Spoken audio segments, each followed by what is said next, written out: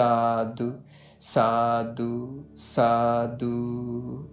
මේ ලෝකයට පහළ වෙච්චි මහා සත්පුරුෂ රත්නය වන ලෞතුරා සම්මා සම්බුදුරජාණන් වහන්සේගේ මුව මඩලින් සත්පුරුෂයෝ මුණ ගැහිච්ච අවස්ථාවල ලස්සන දහම් පද පැන නැග්ගා.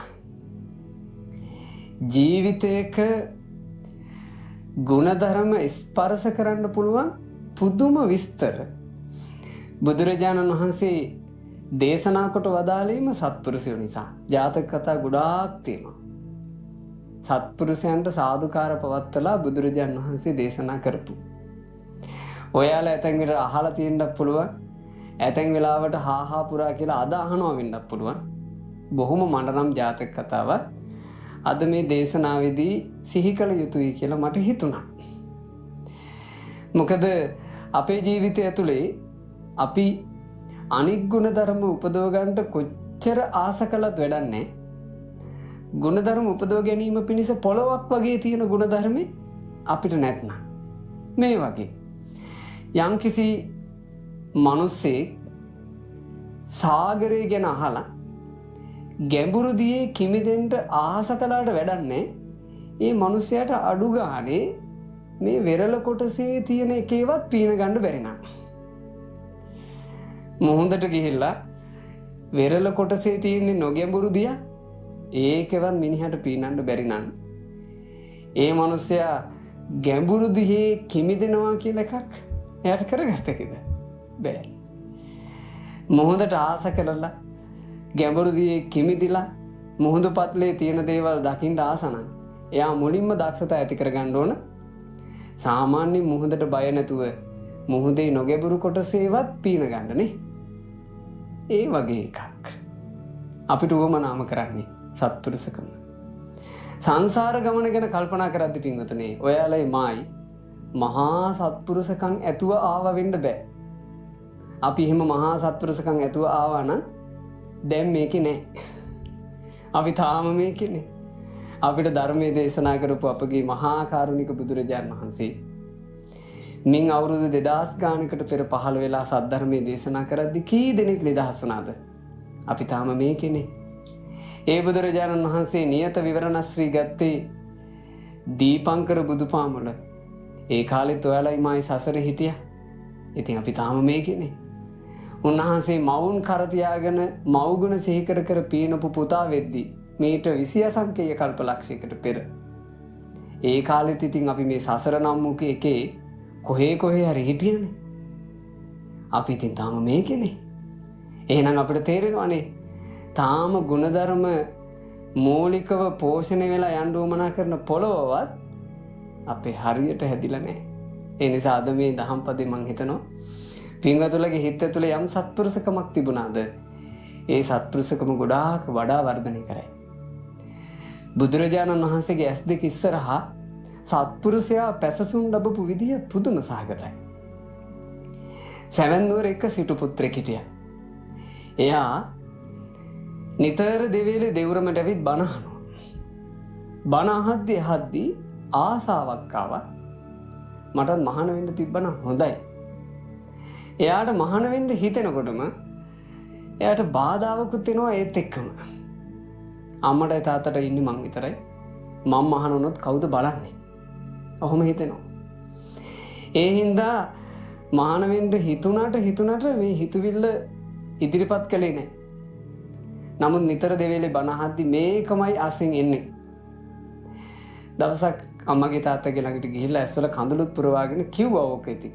අනේ අම්මේ තාත්තේ ආසයි මට මහාන වෙන්න. මට අපේ උතුම් සංගරුවන් වහන්සේලා සිවුරු පොරවාගෙන ඉන්න විදිහ දකිනකොට මටත් හිතෙනවා එහෙම ඉන්න නැත්නම්.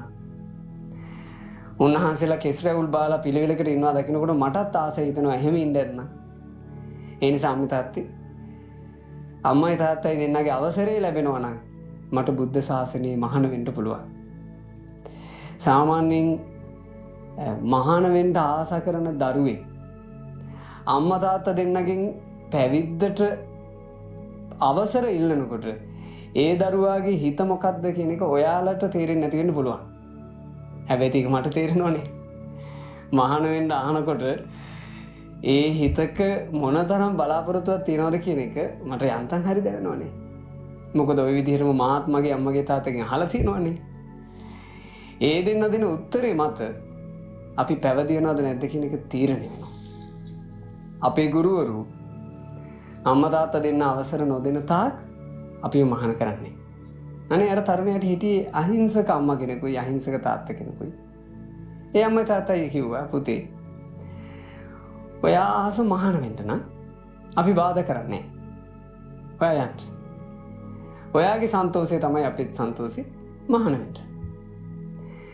මේ තරුණයා ගෙදරින් පිටත් වෙන්න කලින් තමන්ගේ සේවක කාරකාදින්න මෙයා එසේ මෙසේ කෙනෙක් නෙවෙයි සිටු කෙනෙක්.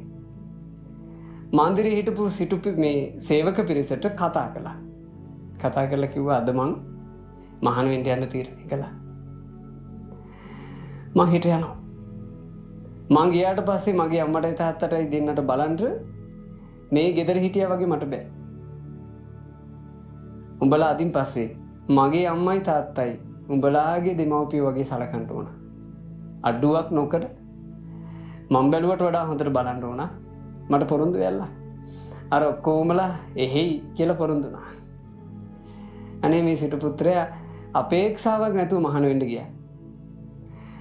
සැවැන් නුවර දෙවුරමට වෙලා මහාන වෙලා අම්මයි තාත්තයි දෙන්නම නිතර දෙවිලේ බල බල හරි සතුටින් හිටියා. අවුරුදු 3ක් විතර වගේ සමයි සැවැන් නුවර හිටියේ. අවුරුදු 3කට විතර පස්සේ හිතුවා ටිකක් දුර ඈතකට ගිහිල්ලා පිළිවෙත් පිරුවා නම් හොඳයි. සැවැන් නුවර ජනාකීර්ණ වැඩි. ඉන්දියාවෙන පින්වතුනේ. අනිත් එක ඒ කාලේනේ. අද කාලේ තරම් වේගෙන් තොරතුරු හුමාරුවක් නැහැ. තාක්ෂණික දියුණුවක් නැහැ. මොන්හන්සේ ගියාමයි ආයේ සැවැන් නුවර තොරතුරක් ගැන හොයන්න උන්වහන්සේට උවමනාවක් තිබුණේ නැහැ. සැවැන් නුවරින් තොරතුරක් එහෙට එන්නේත් නැහැ. කාලේ ගත වුණා. මේ ස්වාමීන් වහන්සේ දැන් සැවැන් නුවර දෙවුරන් විහෙරේ නෑ කියලා දැනගත්තට පස්සේ අර සේවකයෝ ඔක්කොම ටික වෙනස් වුණා. මේ අම්මට තාත්තටයි බලන්න ඕනම කාලේ අම්මයි තාත්තයි දෙන්නව පාරට දෑවා. සිටු මන්දිරේ මේකුන්ගේ එකක් වගේ විකුණුවා. අන්තිමේ මේ දෙමව්පියෝ දෙන්නට බලන්න කවුරුන් නැති නිසා හිඟමයි යදින්න සිද්ධ වුණා. පරණ වළංකෑලි දෙකක් අරගෙන සැවැත් නුවර තාප් එකට හෙත් වෙලා මේ හිඟා කාලා පුරුදු කට්ටියක් නෙමෙයිනේ. ලැජ්ජයි නමුත් කරන්න දෙයක් නැහැ. තාප් එකට හෙත් වෙලා එතනම වාඩි වෙලා ওই මිනිස්සු මොන හරි දෙයක් දීලා යයි කියලා ඉන්නවා. ඔය වීදියේම ස්වාමීන් වහන්සේ නමක් පිණ්ඩපාත වැඩම කළා. අර ස්වාමීන් වහන්සේ දන්න. දැක්ක ගමන් නිකන් අවපැහැගෙන් ඉලා හිටියට අඳුනගත්තා. අපි මේ අපේ අර ස්වාමීන් වහන්සේගේ දෙමව්පියෝ නෙමෙයි. මුන්වහන්සේ මේ ගැන වගක්වත් දන්නේ නැතුව ඇති. මුන්වහන්සේට මේ ගැන පණිවිඩය කියන්න ඕන. තකහානියක් ගියා ඒ ස්වාමීන් වහන්සේ මුණ ගැහෙන්න. ගිහලා මේ විස්තරය කිව්වා ස්වාමීනි අන්න ඔබ වහන්සේගේ අම්මයි තාත්තයි දෙන්න පාරට වැටිලා බලන්න කවුරුත් නැහැ. ඔබ වහන්සේ මොකක් හරි මේකට කරන්න වෙයි. ඒ දෙන්න එහෙම ඉන්නේ කෙච්චර හොඳ නැහැ. එතකොට මේ ස්වාමීන් වහන්සේ අර දුර බැහැර ප්‍රදේශයේ ඉඳලා අම්මයි තාත්තයි වෙනුවෙන් සැවැන් නුවර දෙවුරමට ආවා. අම්මා තාත්තා දෙන්න පාරට වැටලා හිඟමන් යදිනවා දැක්ක ගමන් පපුව හොස් කැලා ගියා. අම්මයි තාත්තයි දෙන්න ළඟට ගිහින් මේ ස්වාමීන් වහන්සේ කියලා තියෙනවා අම්මේ තාත්තේ මං සිවුරු වරිනවා. මං දැන් ඇවිත් ඉන්නේ බය වෙන්න එපා ඔය දෙන්නට සලකන්න මං ඉන්නවා. එතකොට අම්මයි තාත්තයි දෙන්න කිව්වා නෑ පුතේ. අපි පාරට වැටුණා කියන එක දැනගන්නවටවත් කැමති වුණේ නෑ මං. මේ අපි ඔයා දැනගන්නවට කැමති වුණේ. මොකද අපේ සතුට තියෙන්නේ ඔයා සතුට වෙනකොටයි. ඔයා සන්තෝෂයෙන් මහාන වුණා.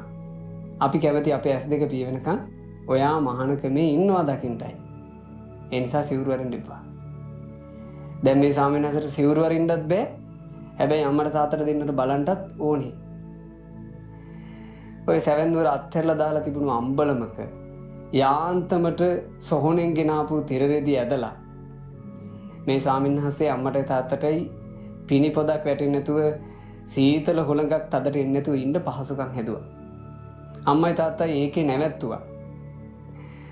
දැන් මේ ස්වාමීන් වහන්සේ අනික් ස්වාමීන් වහන්සේලාට කලින් උදේම සැවැන්නුවර නගරයට වැඩම කරලා වෙනදට පිණ්ඩපාතේ වැඩිය කිලෝමීටරයක් නම් දැන් පිණ්ඩපාතේ වඩින්න වෙනවා කිලෝමීටර් 3ක් විතර. වෙනදට එක්කෙනෙකුට සෑහෙන්න පිණ්ඩපාත දාන ගත්තේ. දැන් උන්වහන්සේ 3 දෙනෙකුට සෑහෙන්න පිණ්ඩපාත දාන ගන්නවා. ඔය පිණ්ඩපාත පාත්‍රේ තරගෙන ඇවිත් අර අම්බලමේදී තමයි වළඳන්නේ.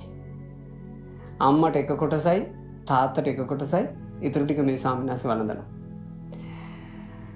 සතියකට දෙතුන් සැරයක් වතුර ටිකක් උණු කරලා මේ ස්වාමීන් වහන්සේ අම්මයි තාත්තයි දෙන්නම නාවන.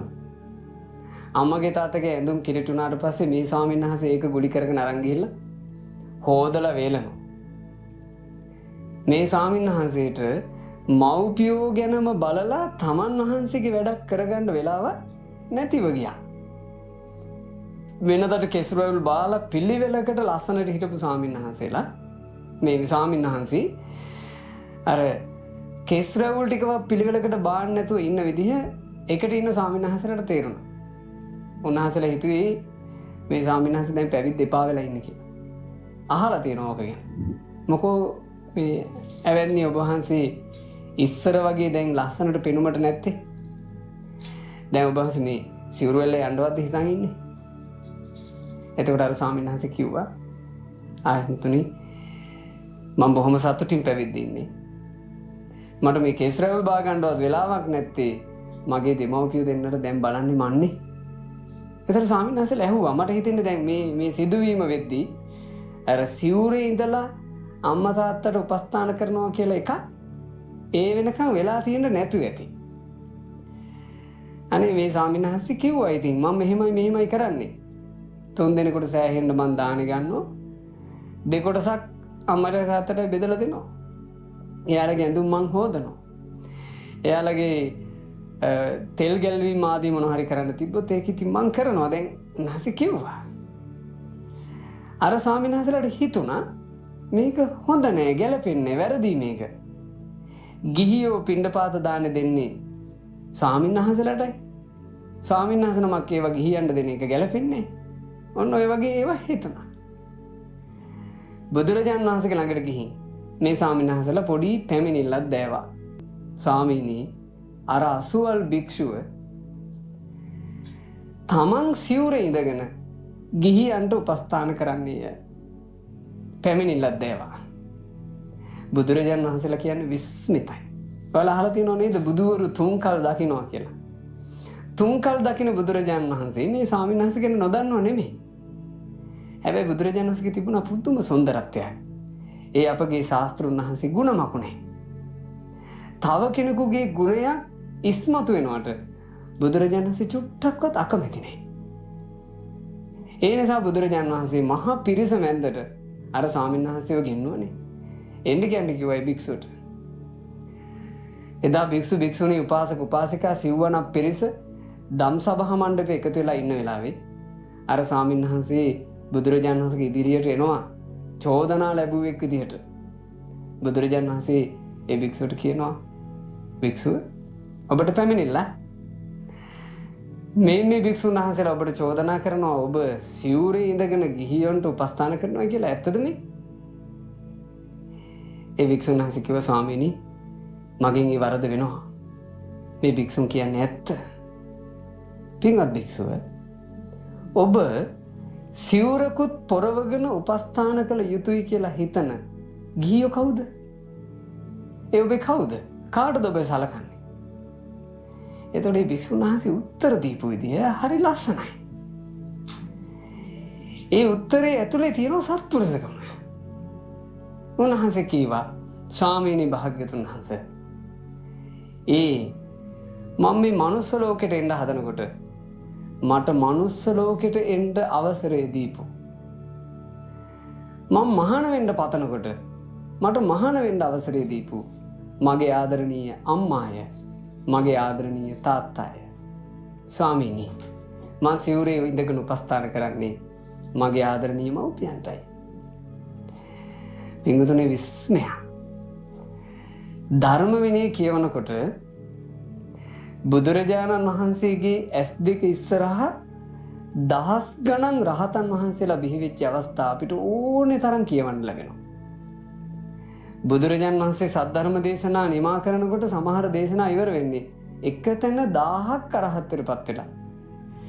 ආදිත්ත පරියාය සූත්‍රය ඉවර වෙන්නේ එක තැන 1000ක් අරහත්ත්වයටපත් වෙලා. කුණාල ජාතකයේ නිම වෙන්නේ එක තැන 509ක් අරහත්ත්වයටපත් වෙලා. හැබැයි බුදුරජාණන් වහන්සේ කිසි භික්ෂුවකට සාදුකාර පවත්වලා නැහැ. රහතුන් බිහි වෙනවා. බුදුවරු සාදුකාර දෙන්නේ නැහැ. ඒ බුදුරජාණන් වහන්සේගේ ඉදිරියේ මහා නාරද කස්සප ජාතක පුවත දේශනා කළ අවසන් වෙද්දී 1,10,000ක් සෝතාපන්න වුණා. 1,10,000ක් සෝතාපන්න වෙලාවත් බුදුරජාණන් වහන්සේ එක්කෙනෙකුටවත් බුදුමුවින් සාදුකාර පවත්වලා නැහැ. හැබැයි කිසිදු මාර්ගඵලයක් නොලද මේ භික්ෂුව පෘථග්ජනයෙක් විදිහට කියනවා ස්වාමීනි මම මගේ මව්පියන්ට උපස්ථාන කරමි. ඒ අංගීරස බුදුරජාණන් වහන්සේගේ රන්වන් අත් දෙක එකතු වුණා. බුදුරජාණන් වහන්සේ සාදුකාර දුන්නානේ. සාදු සාදු සාදු පින්වත් භික්ෂුව. පින්වත් භික්ෂුව ඔබ සත්පුරුෂයෙක්. ඔබ සත්පුරුෂයෙක්. පින්වත් භික්ෂුව මනුස්ස ජීවිතයක් ලබලා බුදු කෙනෙකුගේ සසුනකුත් මුණ ගැහිද්දි නුවණැති මිනිසෙක් විදිහට ඉන්න ඔබ මව්ගේ ගුණ සිහි කිරීම එතරම් අරුමයක් නොවේ. පියාගේ ගුණ සිහි කිරීම එතරම් අරුමයක් නොවේ. භික්ෂුව ඔබ දන්නේද? පෙර අතීතේ නුවණැත්තෝ තිරිසංගත ජීවිතයක ඉපදිලා ඉද්දි තම මව්ගේ ගුණ හඳුන ගන්න දක්ෂ වුණා. තම පියාගේ ගුණ හඳුන ගන්න දක්ෂ වුණා. එතකොට මේ භික්ෂුව ඉල්ලා හිටියා ස්වාමීනි තිරිසංගත නුවණැත්තෙක් මව් ගුණ පිය ගුණ හඳුනගත්ත හැටි අපට කියා දෙනසේක්වා. ඔයාලා අහලා ඇති මේ ජාතක පුවත. වැඩි හිටියෝ නම් අනිවාර්යෙන් අහලා ඇති. සාලිකේදාර ජාතකේ නම් වූ අති මනෝහර ජාතක පුවත එදා බුදුරජාණන් වහන්සේ වදාලා. මතකද ඒ කාලේ මං හිතන්නේ සිංහල සාහිත්‍යයේද මන්දා ඔය සාලිකේදාර ජාතක පුවත ඒ කාලේ පරණ පොත්වල අපේ තිබ්බා. බොහොම ඈත අතීතේ බරණැස රජකම් කළ බඹදත් කියලා නිරිඳෙක්. ඒ කාලේ පිංගුතුනි මගදී බටහිර පැත්තට වෙන්න තිබිලා තියෙනවා. සාලින්දිය කියලා ගම. ওই ගමේ හිටියා සල්ලිකාර බමුණෙක්. ඒ අයගේ නම කෝසිය. කෝසිය බමුණට තිබුණ අක්කර ගානක ලොකු කුඹුරක්. ওই අක්කර ගානක් විශාල කුඹුරේ මේ සිද්ධිය වෙන වතාවේ අසාමාන්‍ය අස්වැන්නක් පීදුණා. කුඹුර අක්කර ගානයි අස්වැන්න පීදන කාලෙට කුඹුරේ ආයේ වෙනම කූක් කරන්නේ නැහනේ. අස්වැන්න පීදුණා නම් කපනකන් ওই කුඹුර ඊළඟට මොකද්ද කරගන්න තියෙන්නේ? රැක ගන්න එපයි. කුඹුර රැක ගන්න එක කෝසිය බමුණට තනියෙන් කරන්න බෑ. ඒ නිසා කෝසිය බමුණ කොන්ත්‍රාත්කාරයෙකුට මේක පැවරුවා මගේ කුඹුර රැකලා දීපන්. ඒ කොන්ත්‍රාත්කාරය මිනිස්සු 20ක් විතර දාගෙන තනින් තන පැල්ලටෝගෙන මේ අක්කර ගානක් පැතිරිච්ච කුඹුර දැන් රකින්න. කරදරෙන් නැතුව දවස් දෙකක් රැක්කා. කරදරේ පටන් ගත්තී ඊට පස්සේ. ඔය සමීපයේ තියෙන ඉඹුල් වනය. මේ ඉඹුල් වනයේ ඉඳලා කොළ පාට විශාල වලාකුලක් වගේ සෑහෙන ලොකු ගිරාරංචුවක් එනවා. මේකුන් ඇවිත් අර අක්කර ගානක් පැතිරිච්ච කුඹුරේ ඉතින් උන්ට හිතෙන තැන්වල වහනවා. ගිරා හොටවල් වලින් චට ගාලා කරල් කපනවා. මුන් කරල දෙක කපාගෙන උන්ට ඇති වෙන එක උස්සගෙන එගිලලා යනවා. ගිරව් වේගෙන් එනවා, වේගෙන් කරල් කපනවා, වේගෙන් යනවා. ඉතින් මේක නවත්තන්න බෑ. මේ අතරේ එක ගිරවෙක් ගැන අර කොන්ත්‍රාත්කාරයට ටිකක් තදේට හිතට ගියා. මොකද මේ ගිරවා තමයි මේ විශාල ගිරාරංචුව අරගෙන මුලින්ම එන එක. ඌ තමයි ගිරාරංචුව අන්තිම ගිරවත් ගියාට පස්සේ අන්තිමට මේ ගිලලා යන එක. සාමාන්‍යයෙන් රංචුවක යමේ මුලින්ම පැමිණේ නම් අන්තිමටම යයි නම් ඒකා ඒ රංචුවේ මොකා විය යුතුද? ඒකා නායකයාය. එහෙම තමයි හැබැයි නායකයෝ. ඒකා නායක ගිරවා කියලා දැන් අර කොන්ත්‍රාත්කාරයට තේරුණා. කොන්ත්‍රාත්කාරය මේ නායක ගිරවා දිහා බලන් ඉඳි තමයි දැක්කේ උගේ විශේෂත්වය. ඌ ආපු එනේ ඉඳලා අනිත් ගිරව් ඉගිලලා යනකම් කරන්නේ උගේ හොටින් වී කරල් කප එක තැනක මෙහෙම තියාගන්න.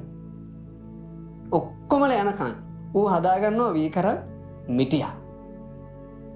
මේක අන්තිමට යන්නේ මුගේ අර කකුල් දෙකෙන් ඒ වී කරල් මිටිය උස්සන්. අනිත් උන් අරන් යන්නේ කරලා දෙකයි. මූ මිටි පිටින් අදින එකෙක්. මේ කොන්ත්‍රාත්කාරයට මේ කුඹර බේරගන්න අමාරුයි දැන්. කෝසි බමුණට ගිහිල්ලා මේක කිව්වා බමුණාණෙනි මේ වැඩේ නම් හරියන්නේ නැහැ. ගිරාරංචුවක් එනවා. අපිට කර කියා ගන්න දෙයක් නැහැ. ඒකේ ඉන්න නායක ගිරවා 아무තු පහේ එකෙක් ඌ කරල දෙක නෙමෙයි අර යන්නේ. ඌ මිටි පිටින් අදිනවා. කෝසි බමුණාට මේ ටික කියද්දී සසර සම්බන්ධතාවය කියන එක හරි පුදුම එකක්. මේක සසර සම්බන්ධතාවය. අපි මේ කතා කරනවාද යම් නායක ගිරවෙක්. ඒ නායක ගිරවා වෙන කවුරුන් නෙවෙයි සසරේ පෙරම් පුරා පැමිණි අපේ මහා බෝධිසත්වයෝ. අපි කතා කරනවාද කෝසිය කියලා බමුණෙක් ගැන. ඒ කෝසිය බමුණා වෙන කවුරුන් නෙවෙයි අපේ ශාස්ත්‍රුන් වහන්සේට හෙවණැල්ල වගේ 25 අවුරුද්දක් උපස්ථාන කරපු අපේ ආනන්ද ස්වාමීන් වහන්සේ. සසර සම්බන්ධනේ. අර ගිරව ගැන කියද්දි තරහක් ආවේ නැහැ. සෙනෙහසක් ආවා. අර කොන්ත්‍රාත්කාරයට කිව්වා කොන්ත්‍රාත්කාරය කවුරු වෙන්න ඕන? කොන්ත්‍රාත්කාරය තමයි අපේ මහා බෝධිසත්වයන්ව කාන්තක අසුපිට නංවාගෙන ගියපු චන්න. කොන්ත්‍රාත්කාරයට කිව්වා මිත්‍රය මෙහෙමයි. ඔබ යම්කිසි උපායකින් ඔය කියන නායක ගිරව අල්ලන්නකෝ. කූඩුවක දාගෙන පරිස්සමින් අරන් එන්නකෝ. මම ওই ගිරවත් එක්ක මේක කතා කරලා දෙකෙන් එකක් බේරගන්න. කොන්ත්‍රාත්කාරය දවස් 2ක් 3ක් අරන් මද්දක් ගහලා කොහොම හරි ඇල්ලුවා මේ ගිරව. කූඩුවේ දාගෙන දැන් මේ ගිරව අරයි යනවා. ඈතින්ම ගිරව දකිද්දී කෝසිය බමුණාට ආව සෙනෙහසක්. ආදරෙන් කතා කළා. ගිරවෝ කියපන්. මොකෝ උඹ මගෙත් එක්ක මොකක් හරි ජන්මාන්තර වෛරයක්වත් තියනවද? උඹ උඹේ සේනාව අරගෙන මගේ කුඹරට මෙන්නේ. මට ආරංචි උඹ මගේ කුඹරෙන් කරල් මිටි මිටි අදිනවා කියලා. මොකෝ මගේ කුඹරෙන් කරල් මිටි අරගෙන ගිහිල්ලා උඹ උඹේ ව්‍යාපාරයක් පටන් ගන්නද? ඒ කාලේ ගිරවුන්ට අදට වඩා ඊටාම මියුරු විදිහට හිතලා කතා කරකි. ඒ ගිරව කිව්වා නැත බමුණාණෙනි. මට ඔබත් එක්ක වෛරයක් නැහැ. මම මගේ සේනාව අරගෙන ඔබේ කුඹරට එන්නේ මගේ සේනාව පෝෂණය කරන්නයි. මං කරල් මිටියක් අරගෙන යන බව හැබෑව. ඒත් ඔබ දන්නවද? මං ඒ කරල් මිටි අරගෙන යන්නේ කාරණා 3ක් ඉෂ්ට කරගන්නයි. කෝසිය බමුණ ඇහුවා. කියපන් මට. මොනවද ඔය ඉෂ්ට කරගන්න ලැහැත්ති කාරණා 3? ඉතාම ලස්සනයි පින්තුනේ. කාල වේලාව එක්ක මට ගොඩාක් මේක විස්තර කරන්න බැරි වෙයි. ඒත් මං හිතනවා ඔයාලගේ හිත ඇතුලේ පළපදියම් කරගන්න පුළුවන් ගානට මට විස්තර කර හැකි. හැබැයි මේ කාරණා 3 මාතෘකා ටික මතක තියාගන්න. ඒ ගිරවා කියනවා මෙන්න මේ වචන ටික. ඉනං මුංචාමි ඉනං ධම්මි නිදං නිධාපේමි. බමුණාණෙනි ඔබගේ වී කරල් මිටියෙන් මම නායකින් ගැලවෙන්න මහන්සි ගමි. ඉනං මුංචාමි. මම දෙවනියට ණයක් දෙමි. ඉනං ධම්මි. තුන්වෙනි කරුණ නම් නිදං නිදහපේමි. මම ඔබේ වී කරල් මිටියේ කොටසකින් මගේම කියා නිදහනයක් තැන්පත් කරමින් සිටිමි. ලස්සන කරුණු තුනක්.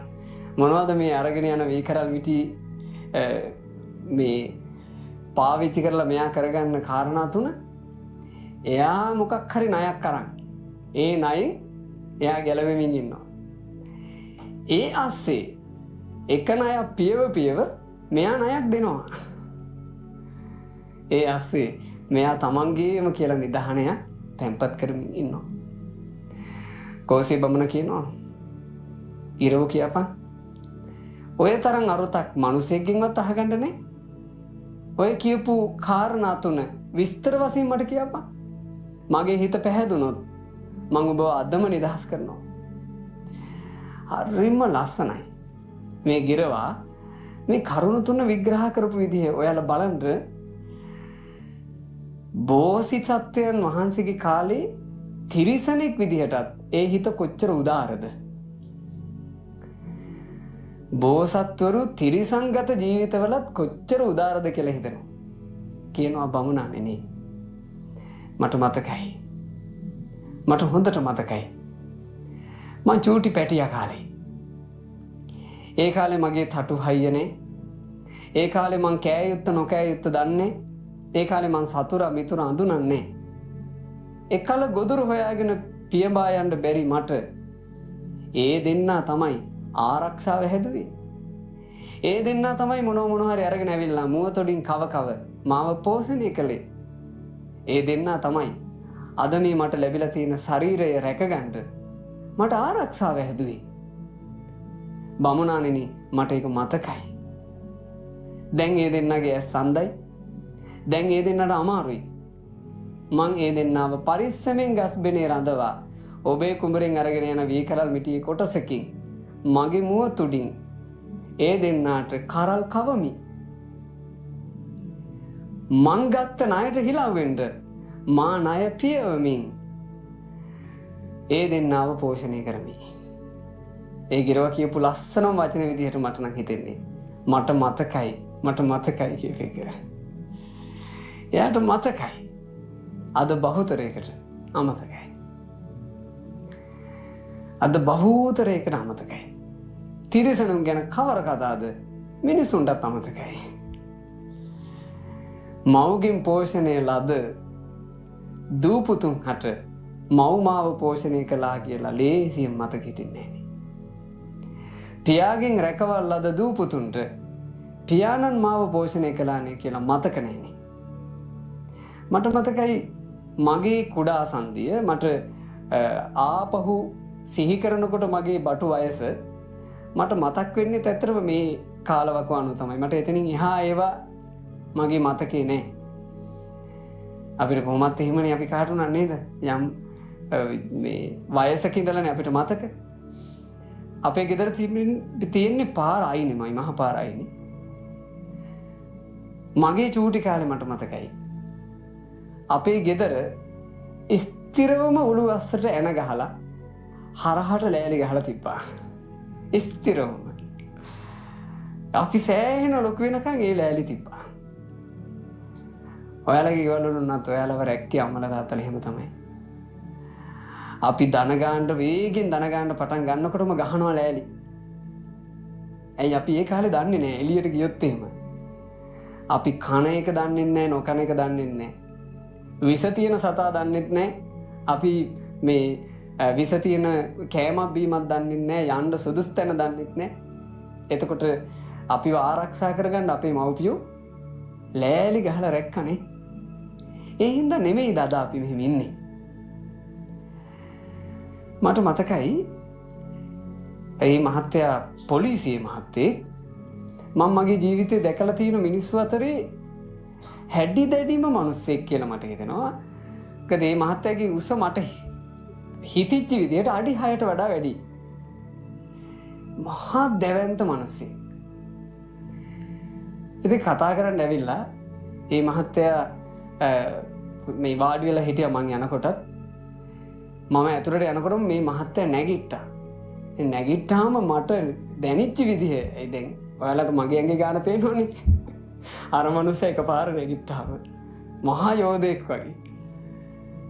මම වාඩි වෙලා මම ඇහුවා මේ මහත්තයා මොකෝ කතා කරන්න වචන 2යි 3යි අපේ හමුදුරු කියලා කියන්න හැදුවා. ඊට පස්සේ විනාඩි 10කට වඩා අර කියාගන්න බැරුව හිටියා. ඒකට තමයි ආයෙ කිව්වේ හාමුදුරුවෝ මං ඔබ වහන්සේගේ බණ අහනවා මට හරි සනීපයි ඒව අහද්දි මම මේ ඔබ වහන්සේ මුණ ගැහෙන්න ආවේ මගේ හිතේ මේ ලොකු පිච්චිල්ලක් තියෙනවා හාමුදුරුවෝ. මම විස්තරය ඇහුවා. ඒ මහත්තයාගේ පුතාලා දෙන්නම මේ වෙනකොට උසස් පෙළාදී ඉවර කරලා ඒත් තාම රැකියා නැහැ ගෙදර. මේ මහත්තයා තාම පොලිසියේ වැඩ කරලා ඒ දරුවන්ට පවුලට මහත්තයා තමයි තාම කරන්නේ. ඉතින් මේ මහත්තයා කියනවා හාමුදුරුවෝ මට හරිය තැවිල්ලක් තියෙනවා මගේ හිතේ. දැන් අවුරුදු 3ක 4ක 5ක විතර ඉඳලා මගේ කොල්ලෝ දෙන්න මගෙන් ගොඩාක් ඈත් වෙනවානේ. මං ගෙදර යනකොට රැට රැවෙලා උන් දෙන්න සාලෙට වෙලා ඉන්නවා මම යද්දි. මං ඇඳුම් ටික මාරු කරන් එද්දි මුන් දෙන්න නැහැනේ. හාමුදුරනේ මං ගෙදර ඉන්න වෙලාවට මගේ මූණට මූණ දැක්කොත් බිම බලා ගන්නවා ඉක්මනට මාරු වෙනවා. මගෙත් එක්ක තාත්ති කියලා කතා කරන්නේ නැහැ. මේ මහත්තයා මගෙන් අහනවා දැන් මගෙන් අහනවා පොලිසිය කෙනෙක් කට සැරයි හාමුදුරනේ මම මොකද කරපු වරද? මං වරදක් කළා වගේ සැරට ඇහුවා. මොකද්ද හාමුදුරනේ මං කරපු වරද? ඒ සැර වචනවල මට දැනුණා මේ මහත්තයාගේ හිත ඇතුලේ තියෙන වේදනාව. මම මේ මහත්තයාට එක එක ඒවා කියලා අන්තිමේ හින ඇස්සෙව්වා කොහොම හරි. මං කිව්වා මහත්තයා ඔය හැටි ඔය වයසේදී ඕකුන්ටත් දරුවා හම්බෙන්නේ නැතයි. එතකොට මහත්තයා මතක් වෙයි ඔය ඔක්කොම කියලා ඔය වගේ මං වචන ටිකක් කිව්වා. මහත්තයා එතකොට අර කතා බහෙන් හිත සුවපත් වෙලා hina වුණා. මගෙත් ඊට පස්සේ කියනවා හාමුදුරුවෝ ඇත්ත අපි වුණත් ওই වයසවල ඔහොමනේ. ඒ නිසා ඔක එච්චර හිතන්න කාරණාවක් නෙවෙයි. ඒ තාමුදුනේ මට මේ කුංග දකිද්දි පොඩි කාලේ මතක් වෙනවනේ. අපේ මේ පළවෙනි පුතාව මං වඩා ගන්නකම් හාමුදුරුවෝ මං කවදාවත් එච්චර පොඩි එකෙක්ව වඩාගෙන තිබ්බේ නැහැ. මං පුතාව වඩා ගන්නකොටම අර චූටිම ළමයි එයාලා වඩාගෙන තියෙනවනේ. එයාලගේ ඔළුව කෙලින් තියන් ඉන්න එයාලට මේ පුළුවන් කම නැහැ නේ ඔළුව වැටෙනවනේ එයාලගේ. ඒතර මේ මහත්තයා මෙහෙම අතට ගන්නකොටම එයාගේ පුතා ඔළුව පස්සට බර වෙලා. මේ මහත්තයා වැටෙයි කියන බයට මෙහෙම උස්සලා අරගෙන පපුවේ තියන් තියෙනවා. ඒවා හාමුදුරු ඕකා පපුවේ තියාගත්ත ගමන් කළේ පපුවට චූ කරපු එක.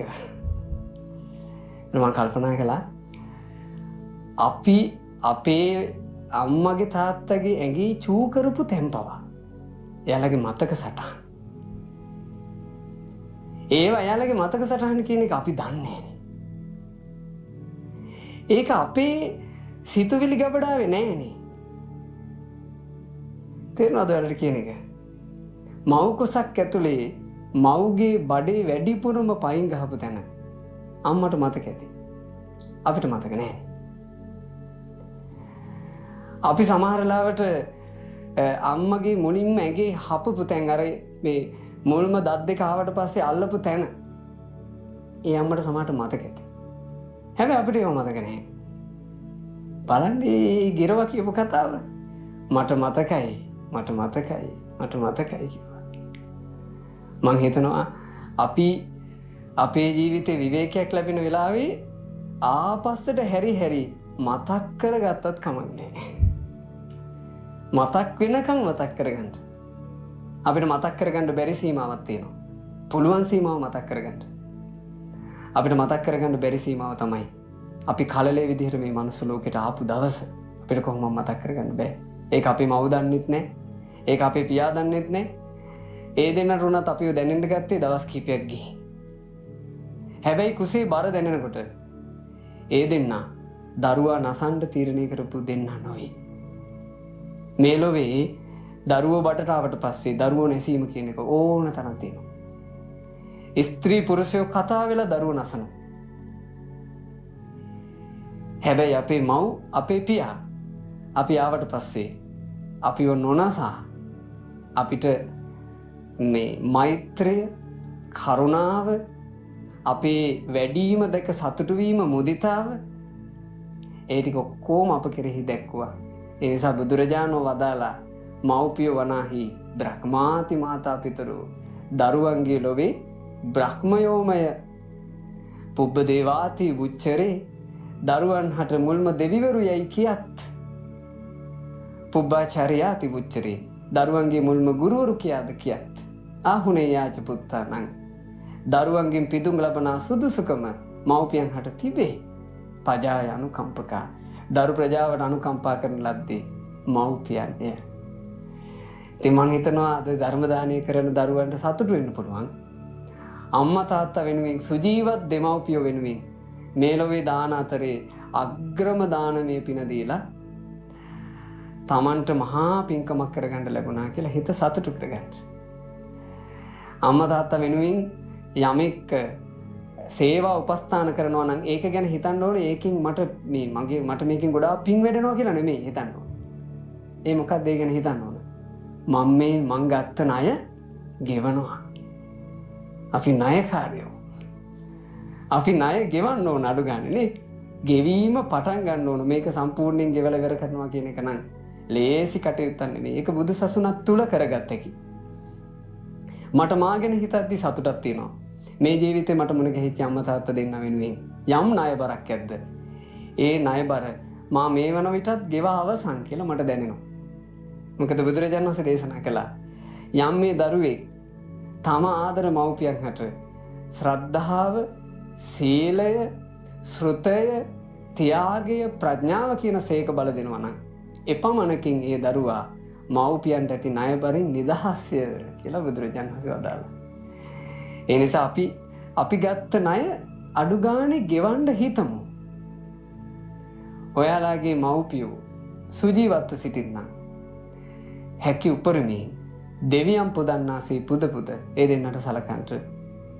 මව්පියෝ මිය පරලෝ ගිහිල්ලා නම් ඔබ මිය යන්න කලින් ඒ දෙන්නා වෙනුවෙන් කළ හැකි උපරිමයෙන් පින්කම් කරලා ඔයාලගේ හිත ප්‍රීතිමත් වෙන විදිහට අම්මා තාත්තාට පරලොවට සංග්‍රහ දක්වන්නට. ඒ ගිරවා කිව්වා දෙවෙනි කාරණේ. බමුණාණෙනි මං ණය දෙන්නේ මෙහෙමයි. මේ වෙනකොට මටත් ඉන්නවා ගිරා පැංචෝ කීප දෙනෙක්. එතකොට මේ ගිරවා දැන් මේ වෙද්දි තාත්තා කෙනෙක්. එයාලා තාම කෑයුතු නොකෑයුතු දන්නේ. මම එයාලව ආරක්ෂාව පිණිස ගස් බිනේ රඳවාගෙන මේ ඔබේ කුඹරෙන් අරගෙන යන වීකරම් මිටියේ කොටසකින් තමයි එයාලව පෝෂණය කරන්නේ. බමුණාණෙනි මා එසේ ණය දෙමි. ඉතින් ඒක ණය දීම ලකුවට විස්තර කරන්න ඕනේ. නමුත් මං හිතනවා මේ බණපදේ ශ්‍රවණය කරමින් ඉන්න තරුණ අය තමන්ගේ හිතවලට අදාදම අදහස් අරගන්න මතු අනාගතයේ දිනක මේ මනුලොවේ එළිය දකි ඔයාලා නිසා ළමයි. ඒ ළමයි වෙනුවෙන් ශිල්ප දෙන්න මහන්සි ගන්නවා වගේම ඒ ළමයින්ව පෝෂණය කරන්න මහන්සි ගන්නවා වගේම එයාලව ආරක්ෂා කරන්න මහන්සි ගන්නවා වගේම ඔයාලා උත්සාහවත් වෙන්න එයාලව සත්පුරුෂ ඇසුරට ලං කරලා ගුණවත් කරන්න. දරුවෙක් ගුණවත් කිරීම කියලා කියන්නේ මං හිතන්නේ අම්මා තාත්තා දෙන්නෙක් විසින් ඒ දරුවාට දිය යුතුම ත්‍යාගයක් කියලා. ඒ නිසා ඒ උදෙසා උත්සාහවත් වෙන්න. කාරණා දෙකයි. ඊළඟට ඒ කෝසිය බමුණාට ගිරවා කියනවා බමුණාණෙනි මම මගේම කියලා නිධානයක් තැන්පත් කරනවා ඔබේ කුඹරෙන් අරගෙන යන වීකරන් මිටියේ. බමුණාණෙනි ඔබ අහලා තියෙනවද නුවණැත්තන්ගේ මේ වචනය? නුවණැත්තෝ නිධානයට පිනය කියා කියන්නේ. නුවණැත්තෝ නිධානය කියලා කියන්නේ මොකේදද? පිනටයි. නුවණැතියන්ගේ නිධානය පිනයි. නුවණැත්තා රැස් කරන නිධානය දාලා යන જાතිය නිධානයක් නෙවෙයි. මිනිස්සු ඔට්ටු වෙවි රැස් කරන්නේ අරගෙන යා හැකි නිධානයක්ද දාලා යන්න වෙන නිධානද? දාලා යන්න වෙන නිධානනේ. ඒකට මෙතන බණහන මේ පින්වතුන්ලට අත්දැකීම් ඕනවටත් වඩා වැඩි. දශක කීපයක් ඔයාලා ජීවිතේ ගත කළා. ඔය දශක කීපය ඇතුලේ යන මිනිස්සු ඕන තරම් ඔයාලා ඇස් දෙකෙන් දැක්කා. හම්බ කරපු මිනිස්සු හම්බ කරපු දේ දාලා යන හැටි බණකට විස්තර කරන්න ඕනේ නැහැ. ඔයාලා දැක්කා. ඇඳපු ඇඳුම් පැළඳුම් ටික ඔක්කොම අල්මාරි වල එහෙම දාලා යන හැටි බණකට විස්තර කරන්න ඕනේ නැහැ. ඔයාලා ඒවා දැක්කා. ආදරය කරන අය කෝටි ගාණක් හිටියත් අත්පටලගෙන ඒ සියලු දෙනා මේ මනුස්ස ලෝකෙ ඉද්දීම තනියෙන් යන හැටි ඔයාලා දැක්කා. දේපල, ධන සම්පත්, සජීවී අජීවී සියලු දේ සැනකින් අත්හැරලා පරිහරණය කරපු ඇඟත් මෙහෙ දාලා මේ ලෝකෙන් මිනිස්සු යනවා. නුවණැත්තා නිධාන විදිහට තැන්පත් කරගන්නේ තමාගේ පසුපස හෙවණැල්ල වගේ එන පිනයි. එය හෙවණැල්ල වගේ ඡායාවන්න පායනේ. හෙවණැල්ල අපි උපන්දාහසේ ඉඳලා සිහි කළත් නැතත් අපිත් එක්ක ඉනවා. මේ ලෝකේ අපිත් එක්ක තරහ වෙලා මග නවතින්නේ නැත්තේ හෙවණැල්ල විතරනේ. අපිත් එක්ක එකට යන ගමන් අපිට අමතකුණා කියලා තරහ වෙලා මග නවතින්නේ නැත්තේ හෙවණැල්ල විතරනේ නේ. කවදාවත් හෙවණැල්ල තරහ වෙලා තියනවද? ඔබේ ගමනක් ගිහින් බලනකොට හෙවණැල්ල ඇවිත් නැහැ. වෙනවද කවදාවත්? හෙවණැල්ල සිහි කළත් නැතත් අපි පසුපස් වෙනවා. ඒ නිසා ඔයාලා පින් කරන්න. මතක තිබ්බත් නැතත්. සමහරු පින්කම් ගැන කනගාටු වෙනවනේ. අපි පින් කළා අපි ගොඩාක් පින් කරාට වැඩක් නැහැ අපිට ඒක මතක නැහැ කියලා. මතක තියෙන්න ඕනේ නැහැ. කරන්නයි ඕනේ. මතක තිබීමක් එක්ක නෙමෙයි කර්මය බැඳෙන්නේ. ක්‍රියාවක් එක්ක. චේතනා පහල කරලා ක්‍රියාවක් කරපු ගමන් ඒ ක්‍රියාව කර්මයේ විදිහට ජීවිතේට බැඳෙනවා. චේතනාත්මක වචන, චේතනාත්මක හිතුවිලි, චේතනාත්මක ක්‍රියා කර්මයේ විදිහට අපිත් එක්ක බැඳෙනවා. ඒවා මතකද නැද්ද කියන එක අදාළ නැහැ. එය පුණ්‍ය කර්මයක් නම් සෙවණැල්ලක් වගේ අපි පසුපස්සේ සැනසෙල් අරන් එනවා. ගොඩාක් පින් කරගන්න පින්වතුනි මේ ජීවිතේ. ජීවිතේ අපිට තියෙන පොඩි කාලයකට බුදුරජාණන් වහන්සේ මේ ජීවිතය ගැන හරි අපූර්ව උපමාවක් පෙන්වුවා. මට මතක නෑ මේ ජාතක පුවත සමහරවිට සරභංග ජාතකෙ වෙන්න පුළුවන්. බුදුරජාණන් වහන්සේ වදාරනවා ජීවිතය හරියට මේ වගේ. යම් මේ කෙනෙක් නූල්ගෙන නූල් බෝලෙන් යම් ගෙත්තමක් ගොතනවා බඳුය ජීවිතේ. නූල් එකට අමුණලා යම් කිසි කෙනෙක් ගෙත්තමක් ගොතනවා කියලා හිතමු. ඒක උපමා කළා ජීවිතේට. මේ ගෙත්තම් කියන එක නිකන් තේරුම් අරගන්නකො මෙහෙම. අර දරුවා හම්බෙන්න ඉන්නකොට එහෙම අම්මලා ඕන තරම් වියලා ඇතිනේ අර වූල් වලින් මේස් තොප්පි ඒ වගේ ඒවා වියනවනේ නේ. ඒ අපි කියන්නේ අර මේ රෝස පාට නිල් පාට බෝල වලට අපි ඒවට නූල් නෙවෙයි කියන්නේ ඒවට අපි කියන්නේ වූල් කියලා නේ. අපි තුමු වූල් එකක් ගෙනල්ලා ওই වූල් බෝලෙන් ඔයාලා යමක් වියනවා. ඒ වියද්දී අපි තුමු පැයක් විව්වා. ඒ පැය වියලා ඉවර වෙනකොට අපිට ඔය මේස් එකේ හරි තොප්පියේ හරි කොටසකුත් ඉවරයි. තව මොනවද ඉවර වෙන්නේ? අර වූල් බෝලේ ප්‍රමාණය ටික ඉවර වෙනවනේ. අපි වෝල් ටික ගන්න ප්‍රමාණය ඉවර වෙනවා. සමහර ලාවට වෝල් බෝල ගැන අවධානයකින් නෙමෙයි නම් අපි ගොත හිටියේ. මේ ගොත ඉද්දි මෙන්න ඉවර වෙලා එහෙම වෙනවනේ. බුදුරජාණන් වහන්සේ දේශනා කළා ජීවිතයේ ගෙත්තමක්. ජීවිත ගෙත්තම අඛණ්ඩව ගොතන්ට මිනිසාට සිදු වී තිබේ. නවත්තන්න බෑ. නවත්තන්න කොහේ හරි හැකියාවක් තිබ්බනම් මේක මං හිතන්නේ අපි සෑහෙන්න නවත්තගෙන ඉදී අවස්ථාවල අපිට මේක නවත්තන්න බෑ. උපන් සත්‍යය ලෝකේ සිටගෙන සිටිනා මොහොතේ ඔහුගේ වයස ගෙවී යාම නෑ හිටගෙන ඉන්නේ. ඔහු වාඩිව සිටියා කියලා ඔහුගේ වයස ගෙවී යාම නෑ වාඩිව ඉන්නේ. ඔහු සැතපී සිටියා කියලා ඔහුගේ වයස ගෙවී යාම නෑ සැතපී ඉන්නේ. ගන්නා හුස්මක් ගානේ ඔහුගේ වයස ගෙවී යාම නොනැවතීම ගෙවෙනවා. අද මේ බණ ටික ඉවර වෙන්න ළඟයි. පැයකින් ඔයාලගේ මගේ වයස ඉවරුණාද නැද්ද? ඉවරයි. ආයෝ ඔය පැයේ අඩු ගානේ විනාඩියක් අපිට ගන්න පුළුවන්ද? ඒක ඉවරයි. ගොතන වෙලාවේ ගෙත්තම හරියට ගොතා ගත්තොත් හරි. සාමාන්‍ය ගෙත්තමක් වගේ මේක ආයෙ ලිහලා ගොතන්න බෑ. ඒ එන වෙලාවේ ගොතා ගන්න ඕන. ඒ වෙලාව අවුල් කරගත්තොත් අවුලක් එක්ක ඉතුරු වෙනවා. ලස්සනට ගොතා ගත්තොත් ලස්සන ගෙත්තම අපිට ඉතිරෙනවා. ඒ ගෙත්තම ගොතන්න අපිට ලැබිලා තියෙන නූල් බෝලයක්. මොකක් කියලාද හිතන්නේ ඔයාලා නූල් බෝලේ? ඒ නූල් බෝලේ තමයි ආයුෂ. උපදිනකොටම අරන් ඉන්නේ බෝලේ. හැමෝගෙම බෝල ටික එක සයිස් වුණා නම් කමක් නැත. එක එක්කෙනාට තියෙන්නේ එක සයිස් එකේ නූල් බෝල. සමහර විගතුනි තාම අඩු ඇස යනවා. මේ මෑතක අපි දන්න කියන අක්ක කෙනෙක් සති 3ක් නෑ දැන් හදිසි අනතුරකින් මිය පරලෝ ගියා. එයාට පින් අනුමෝදන් කරන්න මං ෆොටෝ එකක් ගෙන්න ගත්තා මරණ දැන්වීමේ. ඒ ෆොටෝ එකේ තියෙනවනේ දෙපැත්තේ උපත විපත. ඒක බලද්දී තමයි මගේ පපුවත් නිකන් මොකක්ද වුණා. ඒකේ උපත විපත ගැනපුවම එයාට වයස 40යි. මම මේ වෙද්දි 30 වෙනි දශකේ ඉන්නේ. ඉතින් මට හරියට දැනුණා ඒ වයසින් මා යා යුතු නම් මට තව තියෙන්නේ චුට්ටයි. නෝල් බෝලේ අන්තිම කොටහට ලං වෙලා දැන්. අපි දන්නේ නැහැ මේ නූල් බෝලේ තව කොච්චරක් දිගට තියෙනවද කියලා. උත්ත නුවණින් කල්පනා කරගන්න මේ ජීවිතේ ඔයාලා ටික යන්නේ සරණක් පිටක් තියෙන තැනකට නෙමෙයි. තරුණකම නැති වෙන තැනට අපි යනවා. තරුණකමේ තියෙන පහසුව වේගෙන් නැති වෙවි යනවා. නිරෝගීකම නැති වෙන තැනට අපි යනවා. නිරෝගීකමෙන් තියෙන පහසුව වේගෙන් නැති වෙනවා.